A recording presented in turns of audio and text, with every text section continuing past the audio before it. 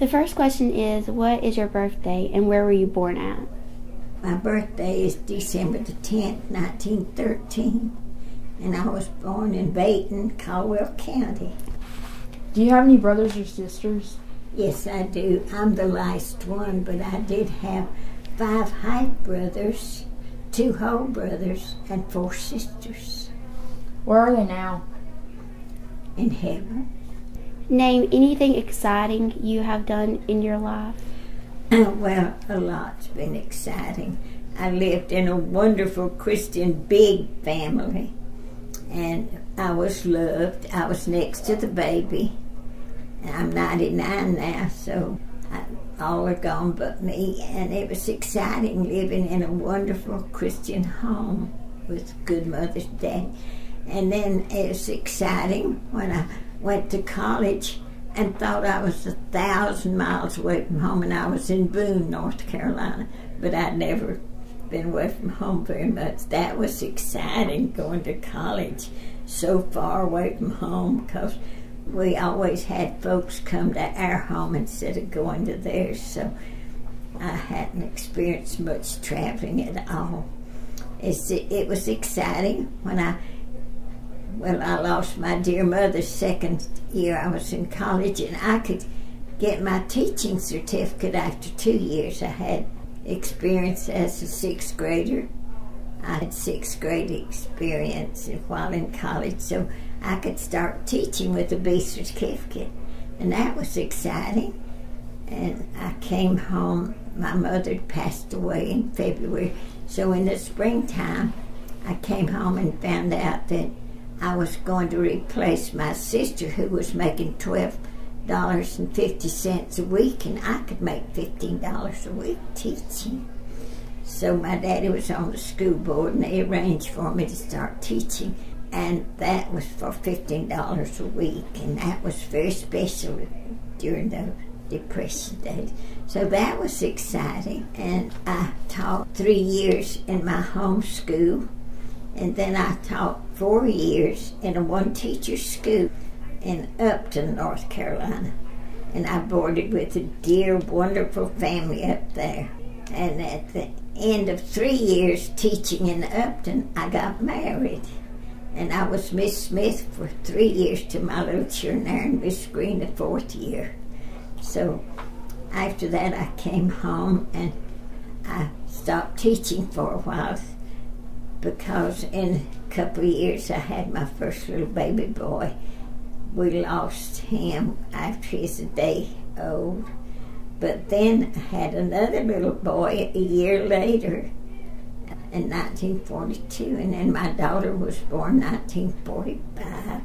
Those were exciting times. Then I decided not to teach until the children could go to school with me. But my little boy, when he was ready to go to the 1st grade, the principal came and asked me if I'd come and teach a couple of weeks till they could find a teacher. I said that was all right. So my sister lived between our home and the school, and she took good care of my little daughter. I started teaching for 2 weeks, and I'd go to the principal every day and say, "Mr. Gregg, have you found another teacher?" "No, Miss Greene, I haven't found one yet." And after several weeks I said, "Mr. Gregg, have you not found another teacher?" He said, "Miss Greene, I haven't tried. I want you to be the teacher." So I talked to my husband. I said, "Shall I keep on teaching?" I said, I didn't want to start till Julia was old enough. Joseph Carl Jr. was already in school. And I said I wanted Julia to be old enough. And he said, "Well, whatever you want to do, be all right." But he said, "As long as your sister keep Julia," said, "she loves him as much as you do." So I said, "Go ahead and teach if you want to." So I taught till I was 63. And all that was exciting. And I had saved some money to do some extra building on our little home, because I'd left a big, wonderful family home, and I wanted to make ours a little bigger. And since we decided we wouldn't add to it, I just took that money that I'd saved and took a trip to Europe with our association missionary. She had retired, and our association was sending her, so she asked for me to get a place on that trip. So that was really exciting, going to Europe. Where'd you go to over there? We landed in Amsterdam, there in Holland, and then we spent the first night in Germany and on into there through Switzerland and into Italy, and spent 2 or 3 nights in Rome. Honey, it was a wonderful trip. And my husband decided not to go because he'd tried flying in a plane one time and he was about to have trouble, and that scared him. So anyway, after I retired, he decided we'd travel over the United States. He retired 2 years after I did, and he wanted to go to Hawaii because we'd tried to visit every state in Canada too. And since he found they wasn't building a bridge to Hawaii, he decided to fly, and he loved it. He started taking pictures up there in the cloud. So we enjoyed Hawaii, and we were going to hopefully go into Alaska. That was to be the last, but he died before we got to do that. But many things have been wonderful in my life. I've just accepted it as God's gift. But I forgot to tell you, I was converted September the 1st, 1928, in a little wooden church. It was Mountain Grove, and it's grown into an enormous church now. We started Baton as a little mission church, and I'm a charter member of Baton Baptist Church. And I guess accepting Jesus as my Savior was the most exciting day of my life. It was the most wonderful, meaningful. Do you have any children? Yes, I do. Our first little baby died when it was a day old, a beautiful little baby, but it was premature. And then I now have 2 living children. My son, Joseph Carl Greene Jr. We call him Joe. He's now 70 years old and such a wonderful person. My daughter is Julia, and she's married. This is her 3rd marriage. Both the other husbands are deceased now. And she's happily married, living in Atlanta, Georgia. And she taught for a good while, taught 4 years in Denver, Colorado. When she was first married, she loved teaching and was a primary teacher. But she decided she wanted to work. She loved children and couldn't have any babies. But she loved children so much, she started working with handicapped and retarded children. She loved that so much, and only retired when she got married 2 years ago. So she loved working with little children. And Joe enjoys his work, so I'm proud of my 2 children. They're good to me. My husband, he died June 12, 1990. Just like 5 days being our 51st anniversary. But we were married June 17, 1939. Yes, and he died June 12, 1990. And that's his picture up there on the top shelf. So we were happily married for almost 51 years, like in 5 days. What has it been like seeing Caldwell County change over the years? Oh, many more cars, many more people. Just, it's a big change, because when I was a little girl, it was wonderful watching. We had a big store on one side in front of our big home. I have a pretty picture of our old home. It was beautiful. And on one side was the store building. It was a big building. And we always had our house painted white, trimmed in green. And the store was white, trimmed in red. And so the highway was real close. It was in between the store and the home, and it was exciting to see one or two cars pass at a time, you know. And so I've seen it change from, we didn't have a telephone at that time. Later on, when my daddy was in the Forest Service, we got a telephone. So I've seen it change from more cars, more industry, more modern conveniences, and I was grown before we had running water in the house. In fact, I believe it was right before I was married, or right after, before we ever had running water. So that's the way it was in Caldwell County, more rural. And I've seen more cars, bigger churches. The little white church, that was exciting on Sunday morning to go out on the back porch, and we'd always listen for the bells to ring. And we knew which was our bell at Mountain Grove. It was the prettiest sounding bell in the community. We could hear North Catawba and Harris Chapel and Union Grove, the different churches. We could hear the bells on Sunday morning. So, honey, it's so different. But I wish I could answer that more thoroughly, because it's such a big difference from the time I was a little girl to growing up. I remember at the end of World War I was following my mother.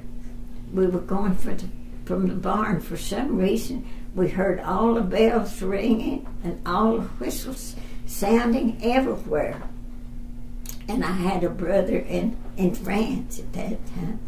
He was a stable sergeant there, and the man called him and told him to not take his horses out. They were going to sign the peace treaty. But my mother heard all those bells and all, and she turned to me and said, "Oh, Ruthie, the war is over." And I didn't know how to tell her. I was thrilled. I didn't know that word. And I said, "Oh, hush, Mama, that makes my belly hurt." I just didn't know how to tell her. I was thrilled.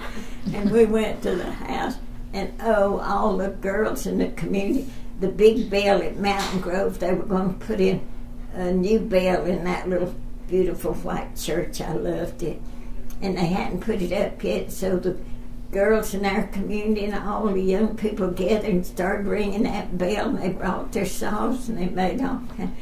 And my daddy looked a little bit sad, but happy too. And I said, "Papa," I called him Papa, "Papa, why are you a little sad?" And he said, "Honey, we haven't heard from your brother Herbert yet. We don't know that he has survived." And he said, "When we hear, it'll be all happiness." He said, "I'm happy the war's over, but we won't hear from your brother." So we all got together after that when Herb came across home, because I had another brother that was captain that was taking care of things here, and another in New York ready to sail. So it was a wonderful thing to know the war was over. It was a bright sunny day in November of 1918. But did your brother make it back? Yes, he made it back, and that's the last time we ever one got together.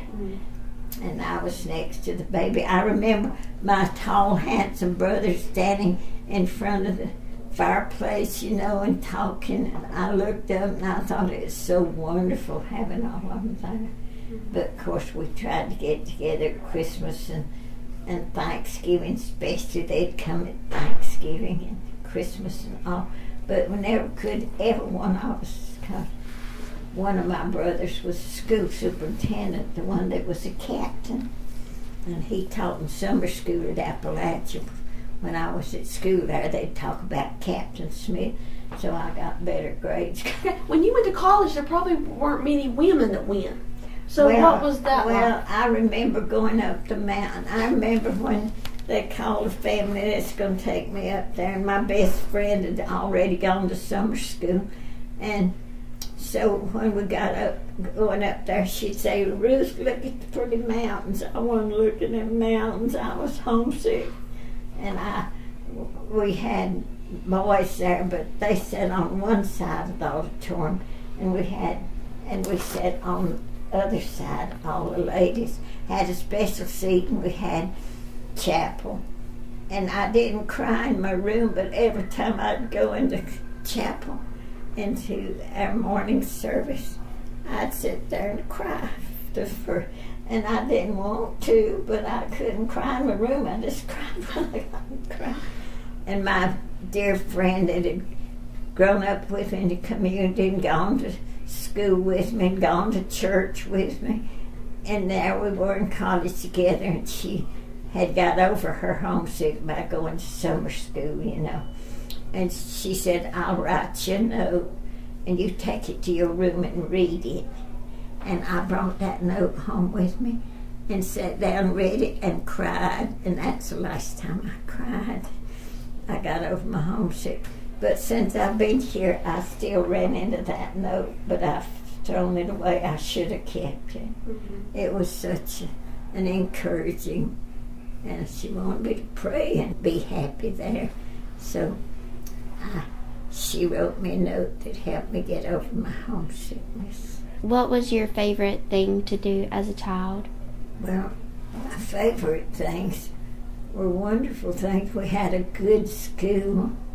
I enjoyed that. Teachers always boarded our house because we had a big home, and they loved boarding at our house. So that was fun, having the teachers there, because the young people would meet with my brothers and sisters. They'd gather around our organ in the parlor, and they'd sing. And then they started playing some rook. They had some tables in our living room, and my mother would take us in my, what we call the sitting room. We call it a den now. And she'd play another card game with us, old maid. So I enjoyed playing with my mother and my little sister, and I enjoyed playing ball with my brothers and sisters. When we'd come home from school and do up our work, we could play in our backyard, and that was one of the favorite things to do, to have our town ball, have our game with brothers and sisters. That was one of my favorite things, is getting to play games with my brothers and sisters, and getting to listen to the teachers and my older brothers and sisters sing around the organ and in the parlor, and going to church. I loved that. We had a one-room church, but we had our different places in church. And I remembered when they curtained us off, and that was great. And another favorite thing was going to school when they brought what we called a picture show. We'd get out in the yard and look for the little truck to come with a picture show.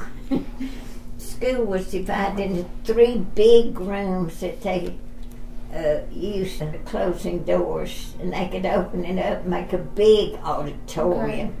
Okay. And that was one of the favorite things, was the things that happened at school, because we loved going to school, and we always had our devotions, and we'd meet in the middle room. That was the principal's room, because it had a stage on it.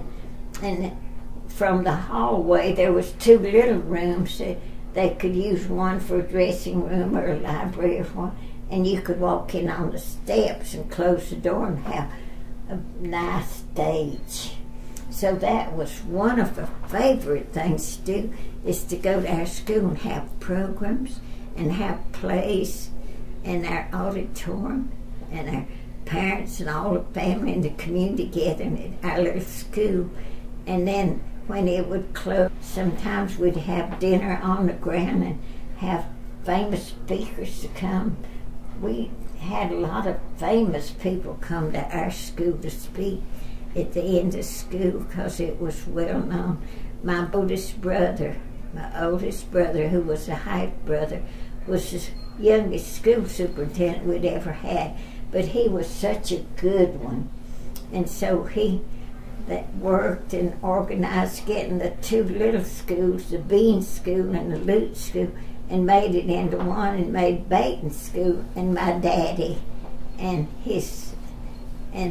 good friend, Mr. Bean, who married my mother's first cousin, they gave the land that Baton School owned, and it belonged to Mr. Bean and to my daddy, and they gave the land, and my brother, who was the school superintendent, they just made one of the nicest schools in the county, and it became Baton School instead of Bean School and Luke School.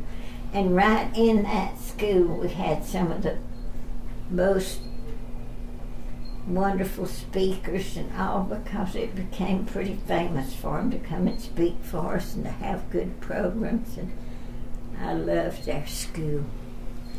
And that was one of my favorite things, you know, knowing the teachers and knowing the school and knowing the church. We loved our church too. And North Catawba was my daddy's childhood church, and when they organized Mountain Grove, he was a deacon and one of the leaders in it. And we had preaching one Sunday a month. And after Sunday school every Sunday, my daddy would make a talk when the preacher wasn't there. He called it application of the lesson. And my mother cooked lunches and dinners and entertained more preachers and more speakers and more politicians. They wrote that up at her funeral, her obituary, that she had the name of cooking for more preachers, teachers, politicians, and strangers than anybody in the community. But when she was dying, she said, "I'm glad I could do it." And when she was so special, she took care of so many sick people and all. I don't know how she did it, but I used to go with her sometime when she'd go to see them. But, well, honey, there's so much I could tell you. I just don't know what all was my favorite. I just had so many wonderful childhood experiences. What were your parents' names? My father's name was Waitsel Monroe Smith, and his mother came from Ireland, so he was Scotch-Irish. My mother's name was Laura Alice Smith, but her ancestors came from Germany and Ireland, so she was, always said she's Dutch-Irish, but she was Dutch-German, but she was a Smith and he was a Smith, so I was a double Smith. Laura Alice Smith. Her daddy's name was James Henry Smith. He fought in the Revolutionary War, and he and grandmother got married the first year he came back from the Revolutionary War. He was wounded, but not severely, I don't guess. And my mother was the second child. And Grandma said they were hungry that first year, but they never were hungry again because she was a worker and Granddaddy was a worker. And so my grandparents' name was James Henry Smith. And my daddy's father's name was John Henry Smith. And his wife had come from Ireland when she was a little girl, 7 years old. So on one side it was John Henry Smith, on the other it was James Henry Smith. That was my grandparent. And my grandmother on my mother's side was Eliza Elizabeth Petite. And my grandmother on the other side was Nancy Smith from Ireland. Were your parents from Caldwell County? Yes, I think my daddy's folks were first in Burke County.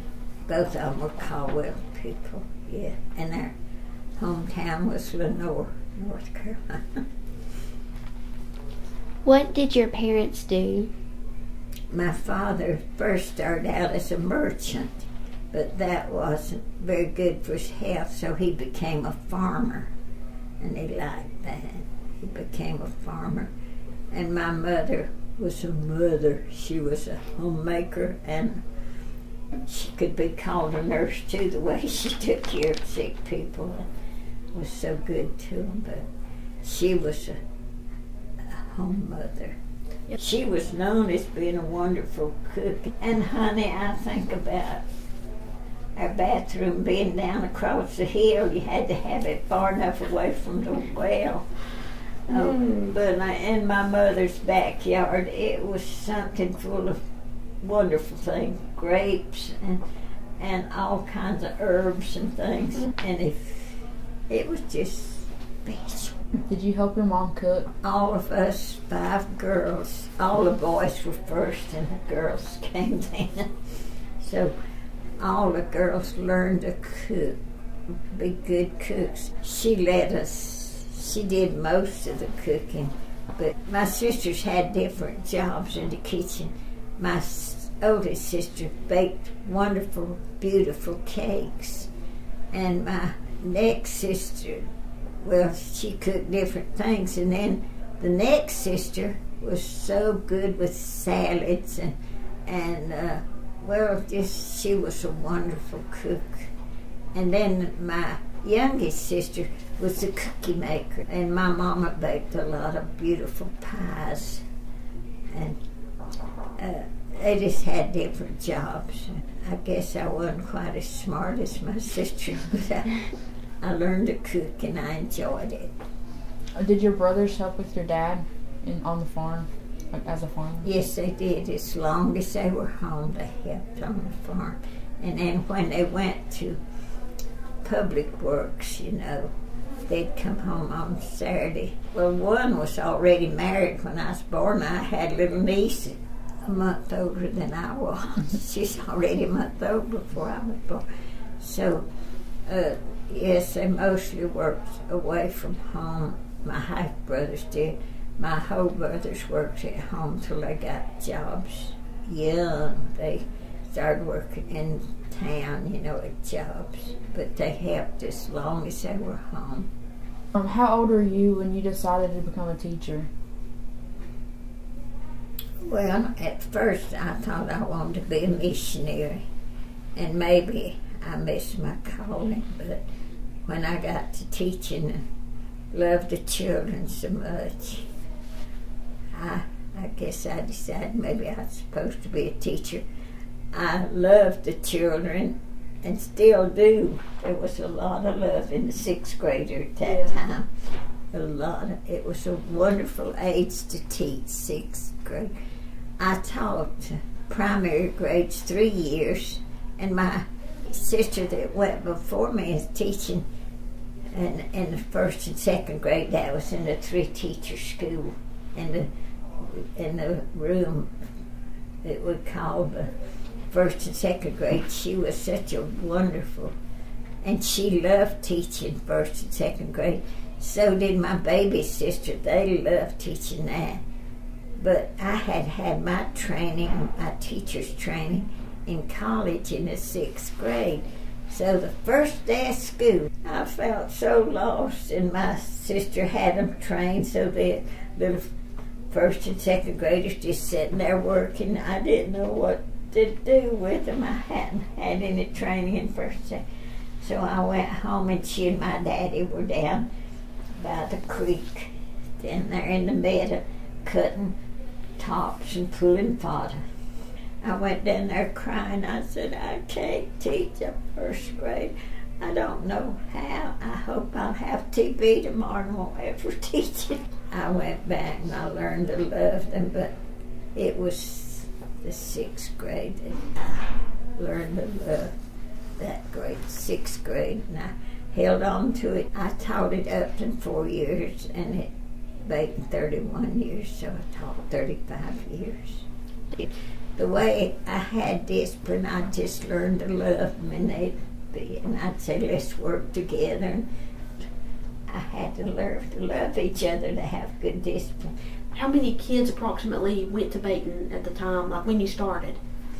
Well, when I was a little girl, they taught on to the 8th grade, even to the 10th grade, my older brothers. And then they had to go to Rutherford College, and my sisters would have to go to Hudson High School. But we must have had 100 something. It was always considered a good school, and we became a standard school earlier than most of the small school, so it was always a good school, and we must have had around 100 or so or more. I may be wrong, you know, I may be over 100, but 3 rooms were full, and they were big rooms. Mm-hmm. We had a bigger school than most of the smaller schools. Was everybody in your family, like your brothers and sisters, did they with the school, like teaching and stuff? Well, my half brother was superintendent of schools, and he was so loved in when he started out being superintendent. When I was in college, he was offered to run as governor, and I know he could have won the way he was popular then, but he said no, he felt God had called him to work in schools. So he spent 25 years in Greensboro as superintendent of the city schools, and when he died they built a big high school, named it Ben L. Smith. That's for my brother. So he was really dedicated to school, a wonderful Christian gentleman. And my oldest brother, who was superintendent, ended up still teaching. The sad thing about him, after his business went under, 3 of my brothers went into a big business. It went under during the Depression, and he started drinking some. So, but he taught school this long till that drinking got hurt his mind. And so he was a school teacher. Then another brother was a school teacher, and he went into business and started being a car salesman. And 2 of my sisters taught for years, and one of my other sisters that kept my little daughter, she substituted in teaching.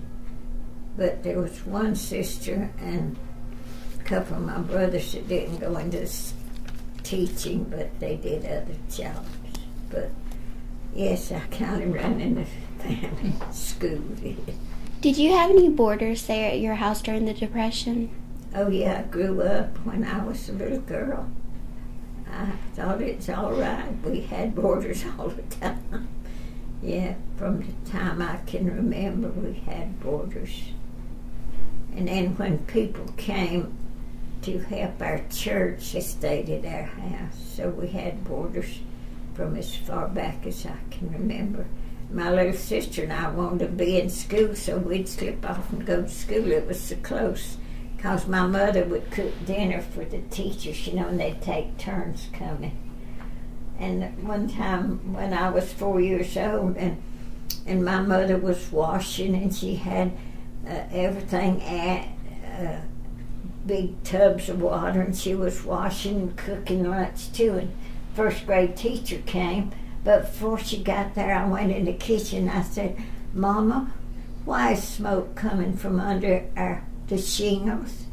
And oh, that scared. Papa was gone. He had gone to Lenore. You know, it took all day to hitch up your wagon and go do the shopping and come back. And so he was gone, and the March wind was blowing. Oh, it was blowing from the north, and this was on the south side.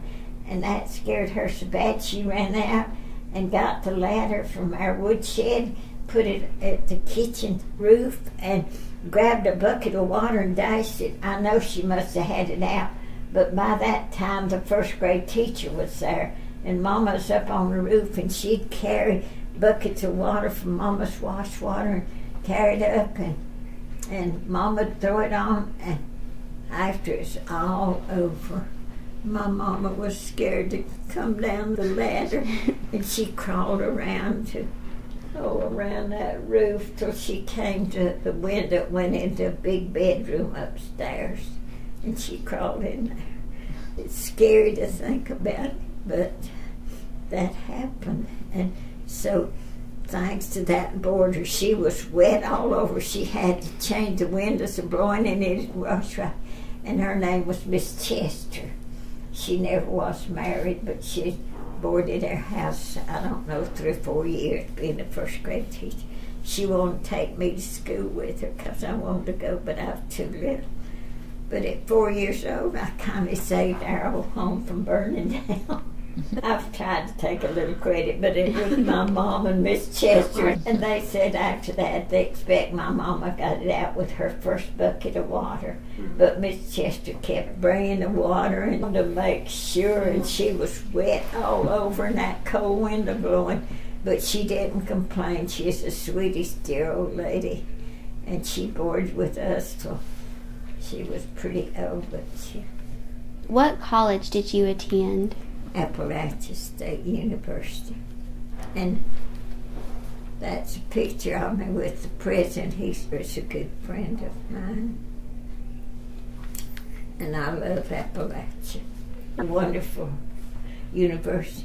And it was ASTC, Appalachia State Teachers College, when I went most of my years there. But see, I had to go back in summer schools and get my A certificate. And when I finally finished, it was a university by that time. Go to school.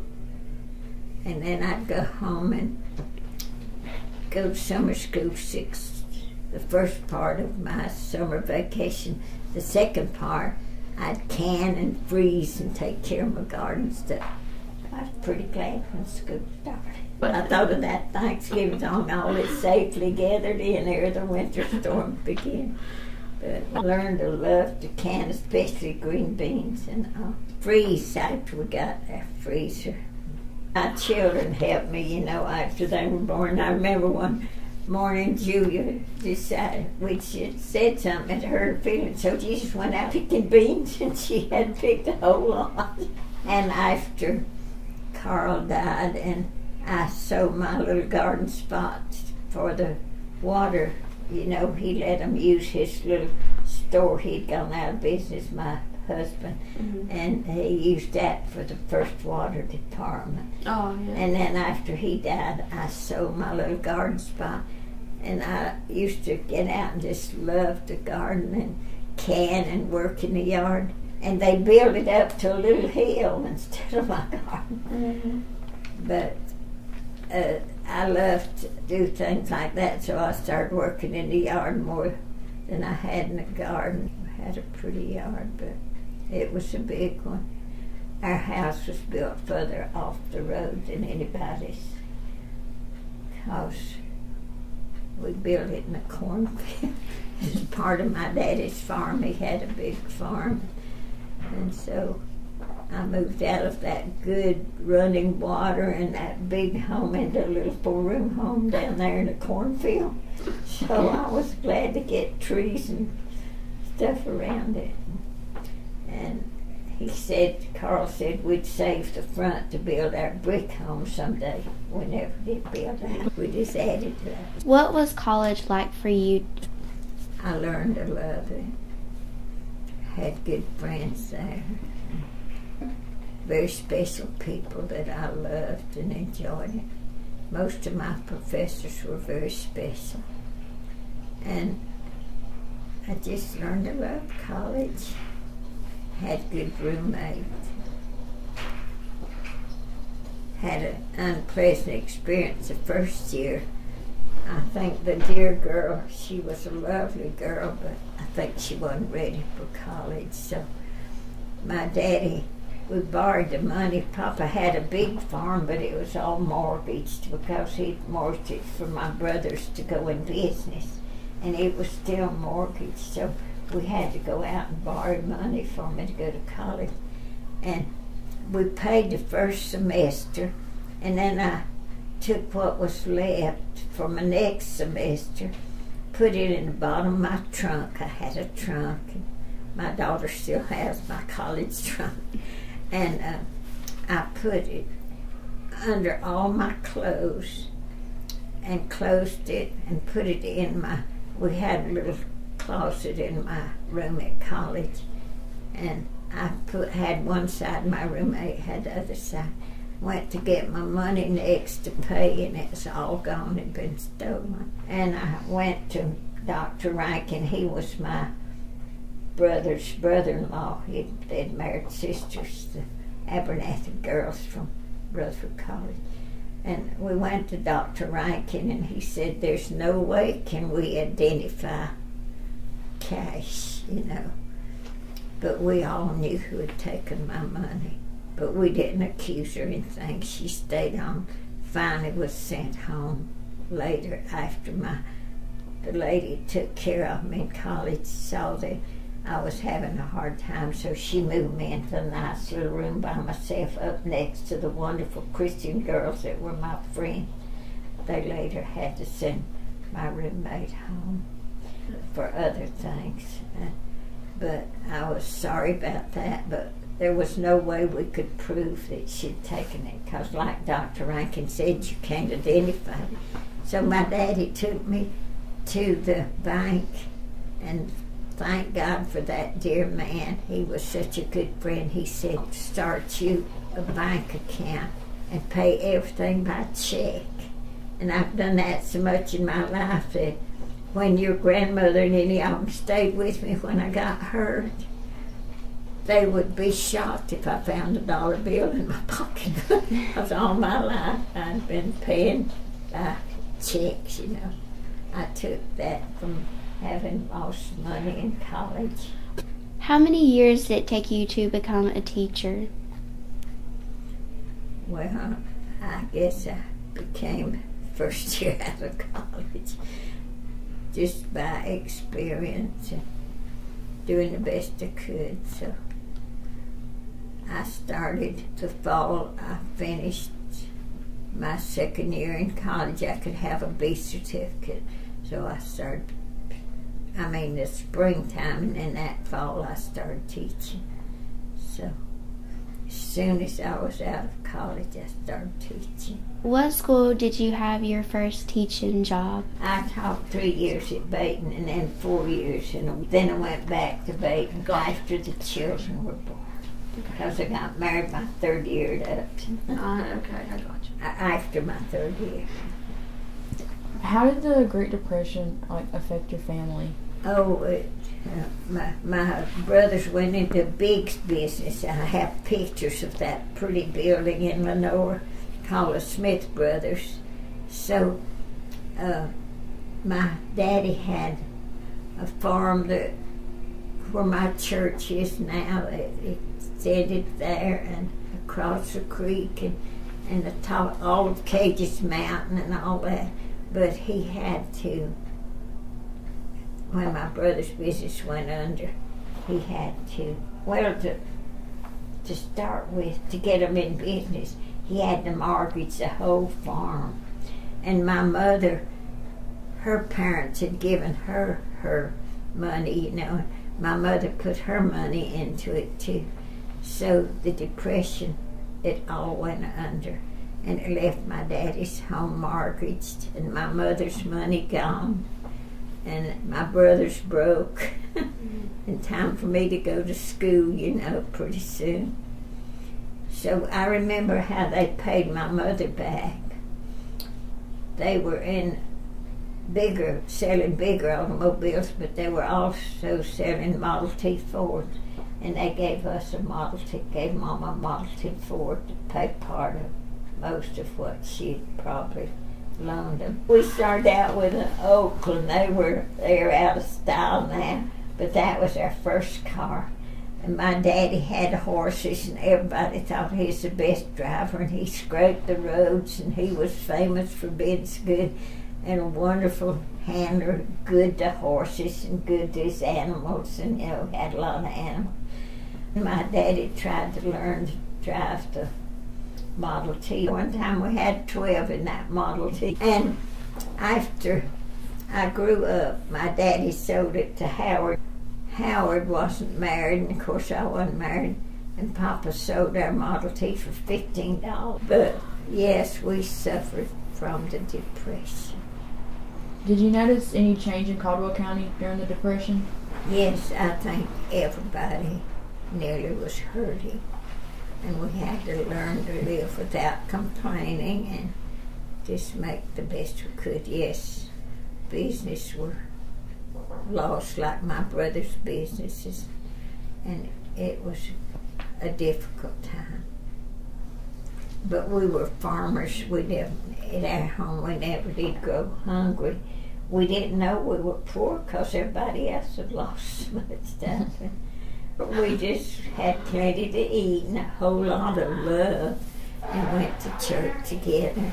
Just grew up with a lot of love and a lot of caring for each other, and plenty and good crops, and just were happy.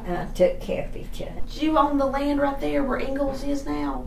My grandmother and granddaddy did, James Henry and Eliza. And granddaddy died and Eliza took good care of it until Granddaddy Greene bought it. And my grandmother moved over on the Baton Church Road. But that was part of the Greene family after, and it would have been part of my grandmother Smith's farm. But after Granddaddy bought it, and grandmother moved over across on another home place, an old home place on the Baton School Road, and so it really belonged to the Greene family. We used to sit on Sunday afternoon and see the cars go by, and then after that, of course, they moved, and my nephew bought it. They had it up for auction.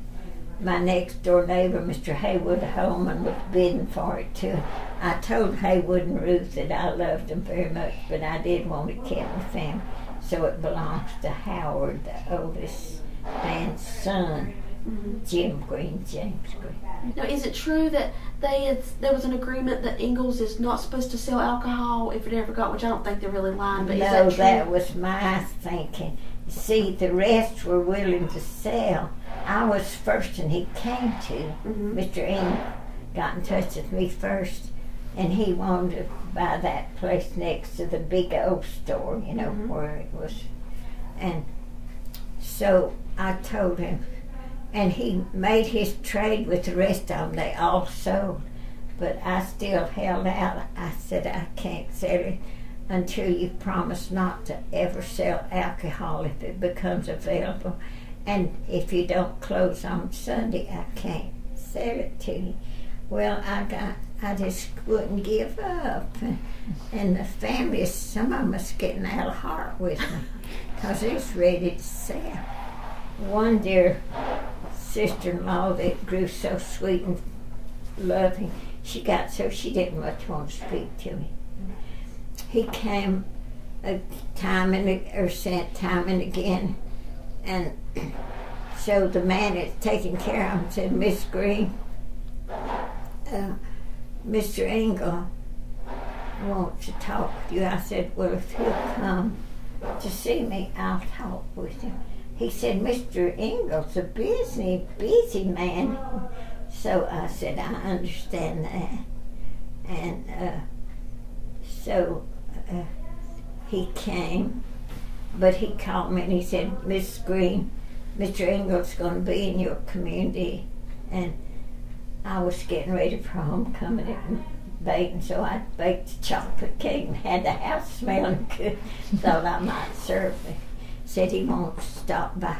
Ooh, I looked out the door and there was them putting on their coats, and their man is working, and Mr. Engel.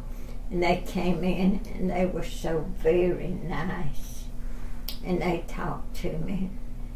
And I said, well, Mr. Engel, I just can't sell it if you don't promise to leave it closed on Sunday and not ever sell alcohol over there.